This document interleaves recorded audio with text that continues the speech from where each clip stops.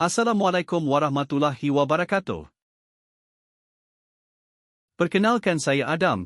Saya akan bersama anda dalam sesi penerangan ini.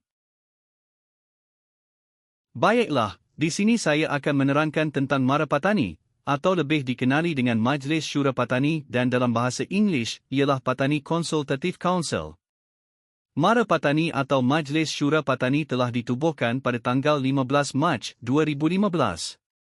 Ianya ditubuhkan dengan kesepakatan antara 6 kumpulan pergerakan pejuang Patani. Maka terhasillah Majlis Syura Patani atau lebih dikenal dengan Mara Patani. Pada tanggal 5 Jun 2015, Mara Patani telah disahkan secara rasmi di dalam Muktamar Mara Patani pada tanggal tersebut. 6 organisasi yang pernah bergabung di bawah payung Mara Patani ialah: pertama, Barisan Revolusi Nasional, atau lebih dikenali sebagai BRN. Kedua, Barisan Islam Pembebasan Patani, ringkasnya BIPP. Ketiga, Pertubuhan Pembebasan Patani Bersatu, atau PULOH DSPP. Keempat, Pertubuhan Pembebasan Patani Bersatu, atau PULOH MKP. Kelima, Pertubuhan Persatuan Pembebasan Patani, atau PULOH P4. Dan yang keenam, Gerakan Mujahidin Islam Patani, ringkasnya GMIP. Definisi Mara Patani ialah sebuah organisasi payung yang menghimpunkan kumpulan-kumpulan pejuang Patani.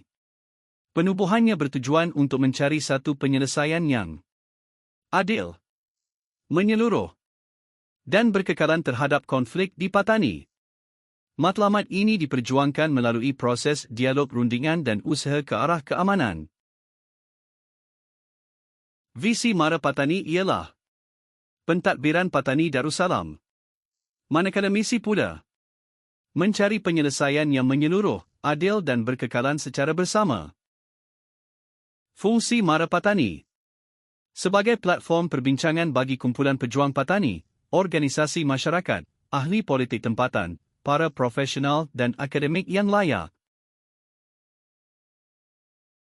Objektif penubuhan: 1. Untuk membina kesatuan dan tanggungjawab bersama rakyat Patani dalam mengusung perjuangan untuk mendapatkan hak menentukan nasib sendiri, right to self-determination. 2. Untuk melengkapkan institusi politik perjuangan yang kondusif, berdaya maju dan berkesinambungan. 3. Untuk membuka ruang dan peluang kepada kumpulan pejuang Patani dan ormas mengemukakan pandangan, cadangan dan turut sama bertanggungjawab membuat keputusan dan menentukan hala tuju politik perjuangan di Patani. 4. Untuk memberi peluang penyertaan para profesional dan ahli akademik memberi hikmat nasihat dalam bidang masing-masing.